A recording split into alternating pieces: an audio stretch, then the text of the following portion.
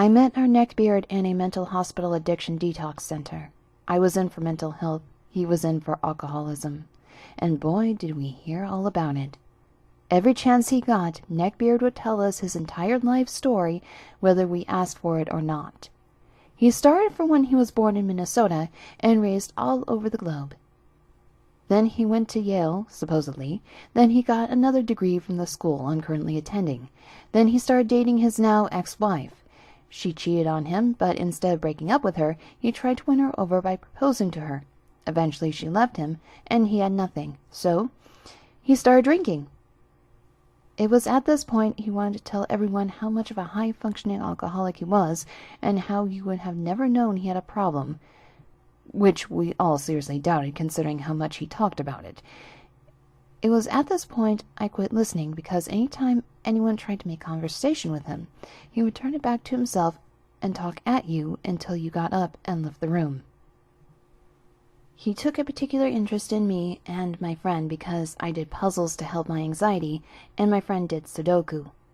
He called us savants and tried to tell us we were on the spectrum because we had such high deductive reasoning skills. He would ask of our MBTI personality types, and then proceed to tell us we were wrong and we both must be a certain type because we had such a knack for supposedly intellectual activities. Finally, this Neckbeard practiced an unusually extreme version of old-fashioned chivalry, aka just weirdness as sexism.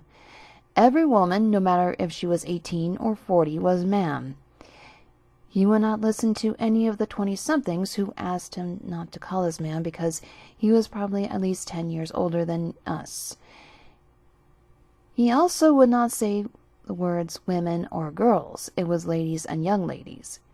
He also felt that no woman could sit on the floor, so if there were not enough chairs and a woman decided to sit on the floor, he would get up and insist she sit in his chair and flat out sit on the floor to get her to take the chair, no matter if she wanted to sit on the floor or not.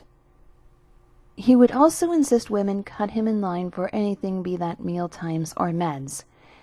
And he had a big problem with women swearing and calling each other being called by men names like bitch or hoe, rather derogatorily or as a joke. No one else cared to the point that he did, but he railed against it constantly. It made us all uncomfortable, but apparently his girlfriend, who definitely existed according to him, liked it. Lastly, our dear Neckbeard hold the door until every woman had gone through it, and pull out chairs for people who specifically asked him to leave us alone. It got to the point that people would leave when he entered the room. We all hated him, and we all vented about him when he was not around. Sorry if this isn't the most interesting, but it annoyed me greatly at the time. Thanks for reading. Meet the crowd. NB, Neckbeard, OP, me, BF, current boyfriend. Other people are included. So, here's the story. It's the start of another school year, and I'm in a lot of big drama with my ex. She says we're still together, well, we are not together, and then says we broke up, but we are not, and it's a whole mess. This is important, but I will not mention much more about this. Either way, I just joined this new school because my old school was bully high, and I'm a depressed idiot. I was very shy and alone most of the time. Now, the only reason I'm Neckbeard bait is because I like video games. Listen to Vocaloid. I'm a musician, so I listen to literally any music. And even though I did not watch anime, I liked the art and style. My first friend was an art geek like me. We were both kind of cast-outs. They with their blue hair and me being a man in a woman's body. No one knew I was transgender, but I tried my best to be as manly as possible. So, well, we became first friends. I started being more open, and soon my class knew about my gaming, etc. Insert NB. NB is tall and skinny, like bone to skin. I'm skinny, but he was starving skinny. Not a typical neckbeard, except the beginning stubbles of a neckbeard, and cartoon and anime shirts and stuff. NB likes anime and games, mostly League of Legends, and big titty girls in anime and games. He also likes cosplays, sadly for a different reason than I do, and some other interests we shared. I like games and anime art style, and I'm a cosplayer, so naturally we become friends. I'm a very open person when I open up to someone, which I personally find strange because if you look up introvert, you see my face. A few weeks pass, and I've become very open. I share my thoughts. Let him lay his head on my stomach in the warm summer weather while we chill outside, looking at the sky. By now, others think we are together, me then telling them we are just friends. At the time, I just felt it was a best friend with deep bond thing to do, and I still think that's so my school just thinks you date everyone even if you look at them in the eyes. We start gaming together, voice chatting, and naturally I give him my number and all my social media accounts. Big mistake. Some more time passes and he asked me to come with him for a moment. We go to a place not many other students are and sit together. He then tells me he and his best friend have a crush on me and my best friend. So his best friend asks my best friend, who is crushing on, and he is asking me to be his girlfriend. I am a man. But being the absolute idiot I am, I think, he looks bisexual, and I don't want to lose his friendship, so fuck it, and I accept. Now, you might be thinking, OP, you're absolutely stupid! And yes, I am. I dated a man because I did not want to lose a friend. BF and my other friend already told me I was crazy and I should not have done that. They knew him better than I did. We have fun and all goes well. He gives me gifts. I asked him not to, but he insisted, and I just accepted them in the end. Then he starts going further. He wants to kiss me. Well, I honestly was not ready for that at all. Plus, his mouth smelled like radioactive dog decided to take a dump in his throat.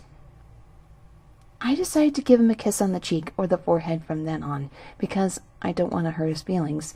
He's one of my first and only best friends, after all. After a while, I feel like I just cannot take it anymore. I asked him if he would still love me if I were a man, which I already identified as. He laughed and said, OP, you're a woman, and I love you as a woman. Yikes. I dealt with it then, and later on broke up with him and went back with my batshit crazy ex. MB starts telling me how I ruined his life, and he cannot trust another woman because of me, and that I was a mistake, and I used him, and this and that. I ignore it, and just tell him I'm sorry for not telling him sooner. The end? No. He actually proceeds to save my guts from Psycho Girl while trying to ruin me. He starts manipulating my ex, telling her how bad I am and this and that we dated while I was with her.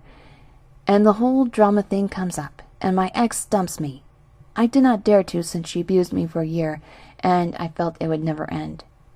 She tells me never to contact her again and to get out of her life. Finally.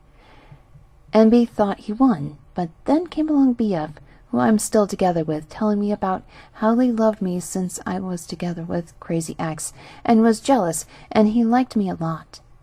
I accepted, as I crushed on his ass since day one as well, and to this day we are still together. NB despises us, and tries to bully us, and even tried to ruin my current relationship. We are not taking his BS anymore. For this story you'll need to know a few things. Me, Owen Jewish, Mark, Neckbeard. This started my freshman year of high school. Me and my close friends decided to start a Dungeons & Dragons club. Everyone in the club are all friends except for this one kid. His name is Mark. I know him from around school. He's like the only neckbeard in my town to live. I'm fine. Was fine with him except for the fact that he smelled awful and was very greasy. Even though he constantly makes me uncomfortable by joking about the Holocaust and makes fun of my religion, I let him join our campaign. We all decided I would be the dungeon master since I make good plots and have dice. It was Friday when me and my group started playing. About half an hour through, I made some joke about my mom being mad at me for skipping Shabbat this Friday. Everyone else laughed, except for Mark. He went on about how the Star of David was a sign of fucking Satan and that he wished every Jew was killed in the Holocaust. I remember him saying that abortion was worse than the Holocaust. Homeboy really be comparing 60% of the population of innocent Jewish people being tortured, killed, raped, and experimented on to a clump of cells being removed. He said that he'd make a better Jew than me since he knew more Hebrew than I do. I'm Reformed Jewish, so I don't really need to know Hebrew. He fucking said no offense after that. I made the decision to kick him out and he got mad at me about it. That was a week ago. I just found out that he made a hate group chat about me with the other rednecks and Christians. He started spreading lies about me, saying I was too white to be Jewish and that I was faking it for attention. Edit. I forgot to add this, but he had serious anger problems. Mark ended up flipping my handmade D&D dice and board, losing both my D20 and D6, all because he rolled low. So a few years back, a friend and my cousin decided to go to a con together. I decided to cosplay my favorite anime character, Sailor Moon. I was 18, so legal, but still, dude had to be at least 40 and had the distinct smell of B.O., Cheetos, and old Camel's cigarettes. Okay, so I had a lot of people ask me about my cosplay and how long I had worked on it and such. I'm not really good, but let's just say I was pretty convincing despite my lack of sewing skills. So Neckbeard asked for a picture. I say okay, we pose, everything is fine. Then he keeps asking for more, and then every single pose she does. Annoying, but fine. He follows us the whole time, but from afar, my cousin and friend decide they want to go to someone's meet and greet, so I go and get some food. Enter the Neckbeard. He stands super close in line, almost touching. Then I finally realize he is sniffing my hair. I got my stuff, and he attempts to grab my arm and lean in for a kiss. I get really uncomfortable when I'm touched, and I panicked. He keeps going on and on that him and Sailor Moon were meant to be, and I need to let him be in my tuxedo mask. He won't let up and keeps grabbing my arm harder, squeezing it, and I freeze. I can't even talk. I'm so claustrophobic. Finally, a fellow cosplayer, ironically tuxedo mask, threw his prop rose at the Neckbeard and got me out of there. Some Neckbeards don't understand you're not actually the character. They also don't get cosplay is not consent.